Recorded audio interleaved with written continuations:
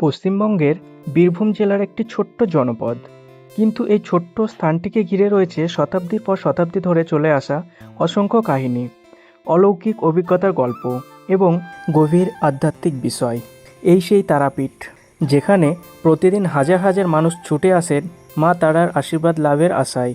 কারোর প্রার্থনা সন্তানের জন্য, কারোর সুস্বাস্থ্যের জন্য, আবার কেউ আসেন শুধুমাত্র মনের শান্তি খুঁজতে। কেন ভারতের এত অসংখ্য মন্দিরের মধ্যে তারাপীঠের নাম এত আলাদা? কেন এই মন্দিরকে শুধু একটি পূজার স্থান নয়, বরং তন্ত্র সাধনার অন্যতম প্রধান কেন্দ্র হিসেবে মানা হয়? কেন আজও অসংখ্য মানুষের বিশ্বাস করেন সত্যিকারের ভক্তি নিয়ে মা তারার কাছে প্রার্থনা করলে তিনি ভক্তের ডাকে সাড়া দেন? আর কে ছিলেন সেই সাধক যিনি মাকে শুধু দেবী নয়, নিজের জীবন্ত মা হিসেবে অনুভব করতেন?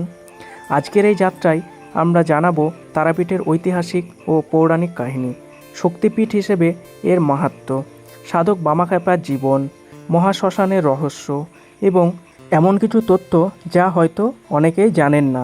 ভারতের 51টি শক্তিপীঠের মধ্যে তারাপীঠের নাম অত্যন্ত শ্রদ্ধার সঙ্গে উচ্চারিত হয়। পশ্চিমবঙ্গের বীরভূম জেলার রামপুরহাটের কাছে অবস্থিত এই পীঠ শুধু একটি মন্দির নয়, এটি বহু শতাব্দী ধরে ভক্তি, সাধনা ও বিশ্বাসের এক অনন্য কেন্দ্র। তারা শব্দের অর্থ হলো যিনি উদ্ধার করেন, যিনি জীবনের অন্ধকার থেকে আলোর পথে নিয়ে যান। ভক্তদের বিশ্বাস মা তারা বিপদ থেকে রক্ষা করেন, সাহস দেন এবং আশ্রয় দেন। প্রতিদিন ভোর থেকেই মন্দির চত্বরে শুরু হয়ে যায় ভক্তদের ভিড়। কেউ ফুল হাতে, কেউ লাল জবা নিয়ে, কেউ আবার নিঃশব্দে চোখ বন্ধ করে মায়ের সামনে দাঁড়িয়ে নিজের মনের কথা জানান। এই পরিবেশে দাঁড়ালে মনে হয় শুধু একটি মন্দির নয়, এ যেন বিশ্বাসের এক জীবন্ত ইতিহাস। কিন্তু প্রশ্ন হলো, কিভাবে এই স্থান শক্তিপীঠে পরিণত হলো? এর উত্তর লুকিয়ে আছে বহু প্রাচীন পৌরাণিক কাহিনীতে, যা ভারতীয় ধর্মীয় ঐতিহ্যের অন্যতম গুরুত্বপূর্ণ অধ্যায়। চলুন এবার আমরা জেনে নেব তারাপীঠের রহস্য। তারাপীঠের ইতিহাস বুঝতে হলে আমাদের ফিরে যেতে হবে বহু হাজার বছরের পুরনো এক পৌরাণিক কাহিনীতে, যে কাহিনী আজও ভারতীয় সংস্কৃতি ও বিশ্বাসের এক গুরুত্বপূর্ণ অংশ। এই কাহিনীর কেন্দ্রবিন্দুতে রয়েছে দক্ষ প্রজাপতি, তার কন্যা সতী এবং ভগবান শিব। লোকবিশ্বাস ও পুরাণ অনুসারে দক্ষ প্রজাপতি ছিলেন অত্যন্ত শক্তিশালী ও গর্বিত রাজা, কিন্তু তিনি শিবকে কখনোই নিজের জামাই হিসেবে মেনে নিতে পারেননি। কারণ শিবের জীবন ছিল রাজকীয় জাঁকজমক থেকে সম্পূর্ণ আলাদা। তিনি থাকতেন কৈলাসে, শরীরে ভস্ম মাখতেন, গলায় সাপ ধারণ করতেন এবং সংসারের প্রতি তার কোনো আকর্ষণ ছিল না। একদিন দক্ষ প্রজাপতি এক বিশাল যজ্ঞের আয়োজন করলেন। সেই যজ্ঞে বহু দেবদেবী, ঋষি ও রাজাদের আমন্ত্রণ জানানো হলেও ইচ্ছাকৃতভাবে শিবকে আমন্ত্রণ জানানো হয়নি। সতী এই খবর জানতে পেরে শিবের কাছে যজ্ঞে যাওয়ার ইচ্ছা প্রকাশ করেন। শিব তাকে বোঝানোর চেষ্টা করেন, যেখানে সম্মান নেই সেখানে যাওয়া উচিত নয়, কিন্তু পিতার বাড়িতে যাওয়ার অধিকার আছে। এই বিশ্বাস থেকেই সতী একাই যজ্ঞস্থলে পৌঁছে যান। সেখানে গিয়ে তিনি দেখলেন তার স্বামীকে অপমান করা হচ্ছে। পিতার মুখে শিবের প্রতি অসম্মানজনক কথা শুনে তিনি গভীরভাবে মর্মাহত হন। পুরাণে বর্ণিত আছে, এই অপমান সহ্য করতে না পেরে সতী যজ্ঞের অগ্নিকুণ্ডে আত্মাহুতি দেন। এই ঘটনার সংবাদ পেয়ে শিব ক্রোধ ও শোকে যজ্ঞস্থলে উপস্থিত হন। তার রুদ্ররূপে সমগ্র সৃষ্টি কেঁপে ওঠে। এরপর তিনি সতীর দেহ কাঁধে নিয়ে তাণ্ডব নৃত্য শুরু করেন। এই তাণ্ডব নৃত্য চলতে থাকলে সৃষ্টি ধ্বংস হওয়ার আশঙ্কা দেখা দেয়। তখন ভগবান বিষ্ণু তার সুদর্শন চক্র প্রয়োগ করেন। সেই চক্রে সতীর দেহ বহু খণ্ডে বিভক্ত হয়ে ভারতের বিভিন্ন স্থানে পতিত হয়। প্রচলিত হিন্দু বিশ্বাস অনুযায়ী যেসব স্থানে সতীর দেহের অংশ পতিত হয়েছিল সেগুলি পরবর্তীকালে শক্তিপীঠ নামে পরিচিত। তারাপীঠ সম্পর্কিত প্রচলিত বিশ্বাস আছে, এখানে সতীর চোখের মণি বা তারা পতিত হয়েছিল। এই বিশ্বাস থেকেই এই স্থানের নাম হয় তারাপীঠ। কিন্তু এখানেই শেষ নয়। প্রশ্ন হলো, যদি এটি শক্তিপীঠ হয় তাহলে এখানে পূজিত দেবী রূপ অন্য শক্তিপীঠগুলোর থেকে এত আলাদা কেন? কেন মা তারাকে এমন এক মাতৃরূপে দেখা হয়, যেখানে তিনি স্বয়ং শিবকে কোলে নিয়ে স্তন্যপান করাচ্ছেন? এই বিরল রূপের পিছনেও কি কোনো গভীর পৌরাণিক কাহিনী আছে? এখন আমরা যে কাহিনীটি শুনতে চলেছি তা শুধু তারাপীঠ নয়, মা তারার মাতৃরূপ বোঝার অন্যতম প্রধান ভিত্তি। এই কাহিনী মূলত পুরাণ ও শাক্তধর্মের ঐতিহ্যে প্রচলিত। একসময় দেবতা ও অসুর অমৃত লাভের আশায় সমুদ্র মন্থন শুরু করেন।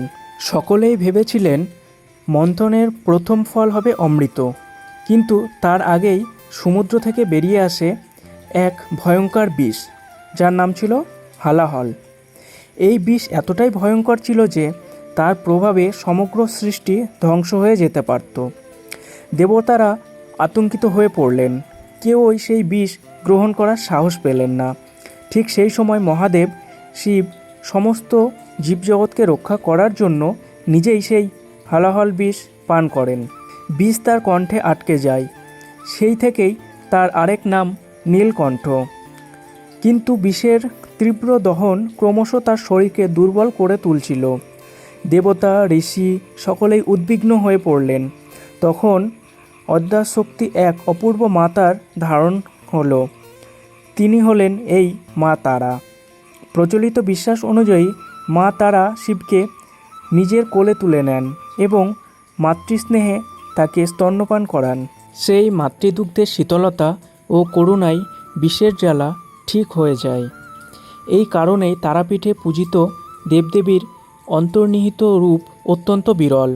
এখানে দেবীকে শুধু শক্তির প্রতীক হিসেবে নয়, মহামায়া ও বিশ্বজননী হিসেবে দেখা হয়, যিনি স্বয়ং মহাদেবকেও সন্তানের মতো স্নেহে আগলে রাখেন।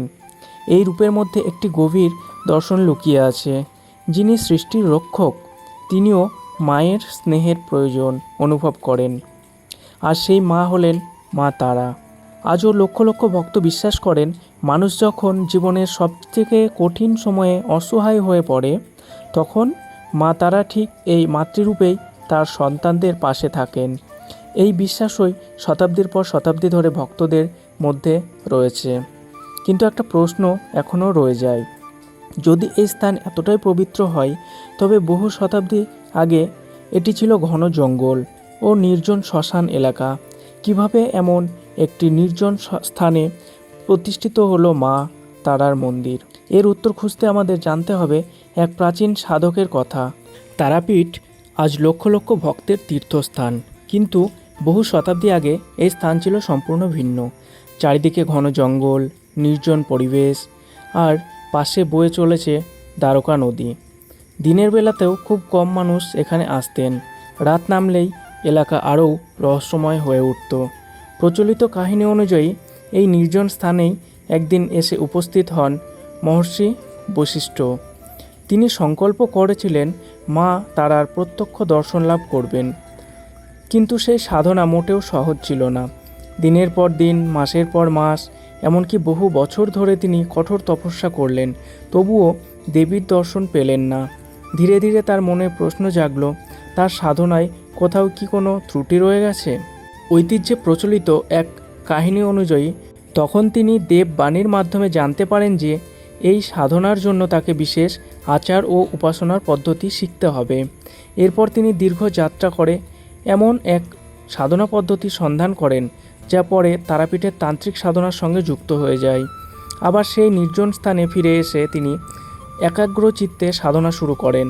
অবশেষে এক গভীর রাতে তার সামনে আবির্ভূত হন মা তারা। প্রচলিত বিশ্বাস অনুযায়ী দেবী তাকে আশীর্বাদ করেন এবং নির্দেশ দেন এই স্থানেই তার পূজা করতে হবে।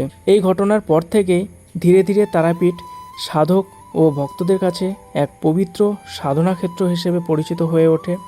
আজও বহু ভক্ত বিশ্বাস করেন, যে স্থানে মহর্ষি বশিষ্ঠ তপস্যা করেছিলেন, সেই ভূমির আধ্যাত্মিক শক্তি আজও অটুট রয়েছে। কিন্তু তারাপীঠের ইতিহাসে আরেকটি নাম সবথেকে উজ্জ্বল হয়ে আছে, একজন সাধক যিনি নিয়মের চেয়ে ভালোবাসাকে বড় মনে করতেন, যিনি মাকে কখনো দেবী বলে ডাকতেন না, ডাকতেন শুধু মা। অনেক সময় তিনি মন্দিরের নিয়ম ভেঙে ফেলতেন, অথচ ভক্তদের বিশ্বাস মা নিজেই তাকে ক্ষমা করতেন। তিনি আর কেউ নন, তিনি হলেন সাধক বামাখ্যাপা। তারাপীঠের ইতিহাসে যদি একজন মানুষের নাম সবথেকে বেশি শ্রদ্ধার সঙ্গে উচ্চারিত হয়, তবে তিনি হলেন সাধক বামাখ্যাপা। ভক্তদের কাছে তিনি শুধু একজন সাধক নন, তিনি ছিলেন মা তারার একজন নিবেদিত সন্তান। ঐতিহাসিক সূত্র অনুযায়ী বামাখ্যাপার জন্ম 1837 সালে বীরভূম জেলার আটলা গ্রামে। ছোটবেলা থেকেই তিনি সাধারণ শিশুদের মতো ছিলেন না। পড়াশোনার চেয়ে তার মন টানত ভজন, ধ্যান এবং মন্দিরে। গ্রামের মানুষ অনেক সময় তাকে অদ্ভুত স্বভাবের বলে মনে করতেন, কিন্তু তার মা বুঝতে পেরেছিলেন ছেলের মন সংসারে নয়, ভক্তিতে। কৈশোর পেরিয়ে তিনি ধীরে ধীরে তারাপীঠে চলে আসেন। এখানে শুরু হয় তার কঠোর সাধনা। সেই সময় তারাপীঠের মহাশ্মশান ছিল আরও নির্জন ও ভয়ঙ্কর। দিনের আলো ফুরোতেই চারিদিকে নেমে আসতো গভীর নীরবতা।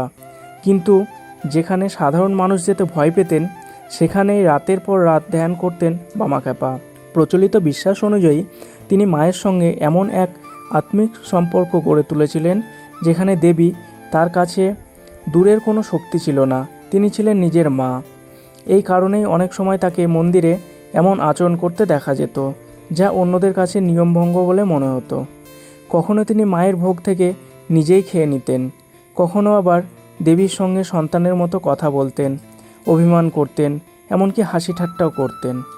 মন্দিরের অনেক কর্মচারী প্রথমে এইসব আচরণ মেনে নিতে পারেননি, কিন্তু লোককথায় বর্ণিত আছে একাধিক ঘটনার পর তাদের ধারণা বদলে যায়, ভক্তদের বিশ্বাস জন্মায়। বামাখ্যাপার প্রতি মা তারার বিশেষ কৃপা ছিল। আজও তারাপীঠে গেলে তার আশ্রম ও সমাধিস্থলে অসংখ্য মানুষ প্রণাম করেন। কিন্তু বামাখ্যাপার জীবনের সঙ্গে আরেকটি স্থানও জড়িয়ে আছে, সেটি হলো তারাপীঠের মহাশ্মশান। কেন এই শ্মশানকে তন্ত্র সাধনার অন্যতম গুরুত্ব স্থান বলা হয়? কেন বহু সাধক এই স্থানকে সাধনার জন্য বেছে নিয়েছেন? আর কেন আজও এই শ্মশানকে ঘিরে এত রহস্য ও কৌতূহল? তারাপীঠের নাম শুনলেই দুটি জায়গার কথা সবার আগে মনে আসে। একটি মা তারার মন্দির, আর অন্যটি তারাপীঠের মহাশ্মশান। অনেকেই এই শ্মশানের নাম শুনে ভয় পান, আবার অনেকেই কৌতূহল নিয়ে এখানে আসেন। কিন্তু প্রশ্ন হলো, একটি শ্মশান কিভাবে ভারতের অন্যতম গুরুত্বপূর্ণ সাধনা ক্ষেত্রে পরিণত হলো? এর উত্তর লুকিয়ে আছে বহু শতাব্দীর সাধনা, ঐতিহ্য ও লোকবিশ্বাসের মধ্যে। তারাপীঠের পাশ দিয়ে বয়ে গেছে তারকা নদী। নদীর তীরে এই শ্মশান বহুদিন ধরেই শেষকৃত্যের স্থান হিসেবে ব্যবহৃত হয়েছে। কিন্তু তান্ত্রিক ঐতিহ্যে শ্মশানকে শুধু মৃত্যুর স্থান হিসেবে দেখা হয় না, বরং এটি এমন একটি স্থান যেখানে জীবনের ক্ষণস্থায়ী সত্য সবথেকে স্পষ্টভাবে উপলব্ধ করা যায়। তান্ত্রিক দর্শনের একটি গুরুত্বপূর্ণ শিক্ষা হলো, যে জন্মেছে সে একদিন মৃত্যুবরণ করবে। তাই অহংকার নয়, আত্মজ্ঞানই মানুষের প্রকৃত শক্তি। এই কারণেই বহু সাধক নির্জন শ্মশানকে ধ্যান ও সাধনার জন্য বেছে নিয়েছিলেন। প্রচলিত বিশ্বাস অনুযায়ী সাধক বামাখ্যাপাও বহু রাত এই মহাশ্মশানে ধ্যান ও জপ করতেন। অনেক ভক্ত আজও মনে করেন এই স্থানের পরিবেশে এক বিশেষ আধ্যাত্মিক অনুভূতি রয়েছে। আজও সন্ধ্যার পর যখন মন্দিরে আরতির ঘণ্টাধ্বনি শোনা যায় এবং দূরে মহাশ্মশান নীরবে দাঁড়িয়ে থাকে, তখন তারাপীঠ যেন একসঙ্গে দুটি সত্যের কথা মনে করিয়ে দেয়, জীবন এবং মৃত্যু। একদিকে মাতৃস্নেহ, অন্যদিকে জীবনের অনিত্যতা। এই দুইয়ের মাঝখানে দাঁড়িয়ে আছে তারাপীঠ। বিশ্বাস, ভক্তি এবং আত্মচিন্তার এক অনন্য তীর্থক্ষেত্র। কিন্তু তারাপীঠে এলে শুধু মন্দির ও মহাশ্মশান দেখলেই কি ভ্রমণ পূর্ণ হয়? কোন সময় এলে সবথেকে ভালো? মন্দির কিভাবে দর্শন করবেন? কোথায় থাকবেন? কি খাবেন? এবং কোন ভুলগুলো একেবারেই করা উচিত নয়? এতক্ষণে আমরা জানলাম তারাপীঠের পৌরাণিক কাহিনী, মা তারার মাহাত্ম্য, ঋষি বশিষ্ঠের সাধনা, সাধক বামাখ্যাপার জীবন এবং মহাশ্মশানের ঐতিহ্য। চলুন এবার জেনে নেওয়া যাক, আপনি যদি তারাপীঠ ভ্রমণে আসেন তাহলে কি কি বিষয় মাথায় রাখবেন, কিভাবে যাবেন। কলকাতা থেকে ট্রেনে রামপুরহাট জংশন পর্যন্ত আসতে পারেন। সেখানে থেকে গাড়ি, অটো বা টোটো খুব অল্প সময়ে পৌঁছে যাবেন তারাপীঠে। সড়কপথেও কলকাতা থেকে তারাপীঠের যোগাযোগ ভালো, ব্যক্তিগত গাড়ি বা বাস দুভাবেই আসা যায়। চলুন এবার জেনে নিই কোথায় থাকবেন। তারাপীঠে বিভিন্ন বাজেটের হোটেল, লজ এবং ধর্মশালা রয়েছে। উৎসব বা অমাবস্যার সময় প্রচুর ভিড় হয়, তাই আগে থেকে বুকিং করে আসাই ভালো। চলুন এবার জেনে নেওয়া যাক মন্দিরে দর্শনের সময়। ভোরের দিকে সাধারণত পরিবেশ তুলনামূলক শান্ত। অনেক ভক্ত মনে করেন সকালের দর্শনে বিশেষ প্রশান্তির অনুভূতি দেয়। তবে অমাবস্যা, কালী পূজা এবং বড় উৎসবের সময় দীর্ঘ লাইনের জন্য মানসিকভাবে প্রস্তুত থাকবেন, কেননা ভীষণ পরিমাণে এখানে ভিড় হয়। এবার আসি কিছু গুরুত্বপূর্ণ পরামর্শে। স্থানীয় নিয়ম ও মন্দির কর্তৃপক্ষের নির্দেশ মেনে চলবেন। পান্ডা বা যাদের দ্বারা পুজো দেওয়ার কথা ভাববেন, আগে তাদের সঙ্গে যে টাকার ডিল করে নেবেন।